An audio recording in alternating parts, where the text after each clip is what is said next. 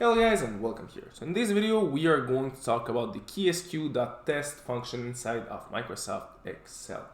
So this function is used to check for independencies using the CHISQ.TEST and returning a value that is based on the statistics and degrees of freedom. So for example, it can be used to verify if a certain car type preference will differ by cities. So in certain cities it will be vans, in other cities it could be sedans, for example.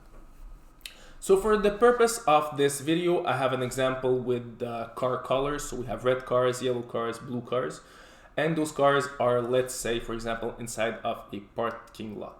So we have two arguments inside of this function. So we have the actual range and the expected range. The actual range is how much of those cars are actually in the parking, and the expected range is the number of cars that we expected to have in the parking. So let's run this function. So pretty simple. The way it's going to work, we are going to start out with our equal sign, and then we can write down our CHISQ.TEST. So here we go. And now, as you can see, there is only two arguments. So the argument number one will be actual range, and the argument number two will be the expected range. So what we can do right now, we can simply take all the elements that are inside of our actual range, and then we can take all the elements that are inside of our expected range. And then after that, we can just run the function and receive our answer based on the data that we have right here and right here.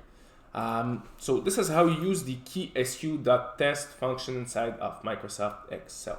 Once again, I'm not a statistician or a mathematician, so I'm not able to explain all the technicalities around this, the mathematical aspect of this function.